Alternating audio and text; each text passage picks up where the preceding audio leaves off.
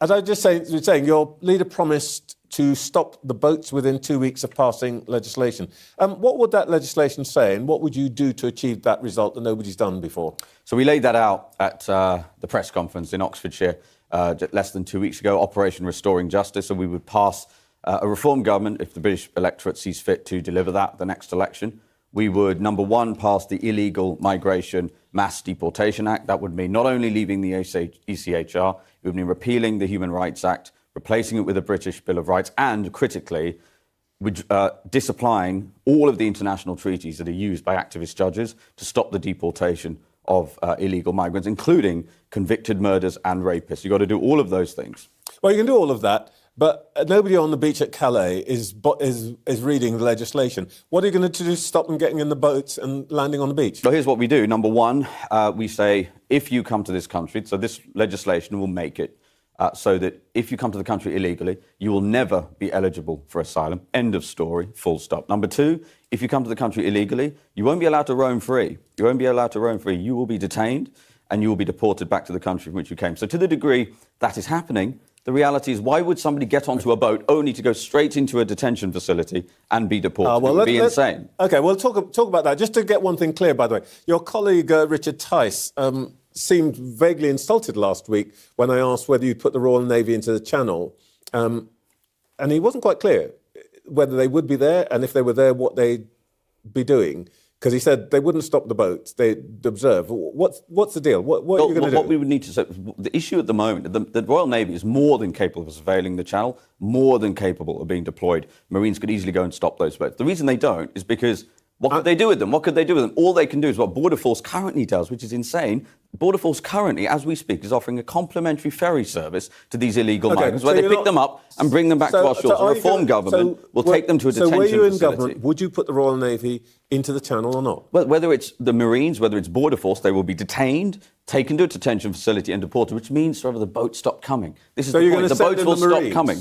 The boats will stop coming. It will be the Royal Navy or Border Force that do it. But again, Trevor, we've got to let's have a serious conversation about this. You tell me, do you think boats are going to keep coming when all that's happening is they're going straight to a detention facility and return back to their home country? I have no idea about psychology. I'm asking you about... I think you're being very modest, Trevor. I think you're being very modest. I'm asking about the operations here. Would you put the Royal Navy, and now you're talking about the Marines, into the Channel, and what would they do? Would they sink the boats? Would they take people off boats? What would they do? So the first and most important thing is the boats will stop coming. That's the first point. To the degree that somebody starts what you hope's going to happen. I'm asking you what instructions would you give what the will Royal happen Navy? when we pass legislation. Well, let me give you some evidence of this. The Trump administration has cut... I'm answering your question. The Trump administration has cut illegal border crossings by 97%. Whatever you think of President Trump, the reason that has happened is because ICE has been deployed. They've arrested hundreds of thousands of people and deported hundreds of thousands of people. What's happened? People have stopped crossing the border. That is exactly why the small boats will stop coming, Trevor. OK, so you're going to put snatch squads onto the streets of Birmingham. Whether it's Border Force, these are unarmed, largely men in dinghies. We don't need a particularly formidable military to be able to take them to a detention facility. The ICE operatives are armed. That's the example you just used. Yeah. These are armed men and women who go into factories. They went into a big technology factory the other day, took out 500 people.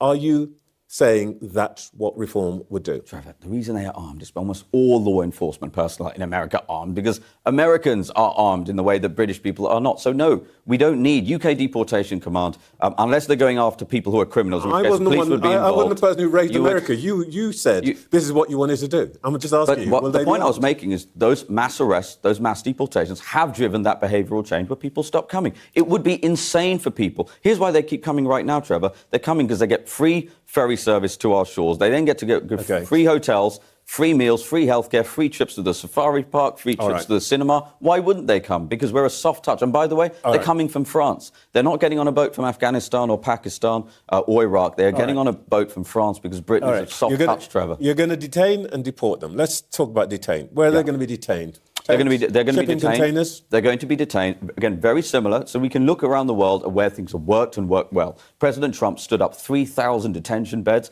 in 8 days. 3,000 detention beds in 8 days. That was this year in the state of Florida. You using steel modular structures. The notion that these things cannot be done is for the birds. They're not shipping containers. They're purpose-built modular steel structures that allow for significant detention capacity to build at a speed that has never been possible before. Okay, how many have you got in mind? How many of these camps? So we've got a long list and we've got a short list. So we're going to need 24,000 in total. That will allow us to deport 288,000 per year. Currently, the country has just north of around 3,000 detention beds. So we're going to need about 21,000 more. So we think we're going to need anywhere between 15 and 25 sites.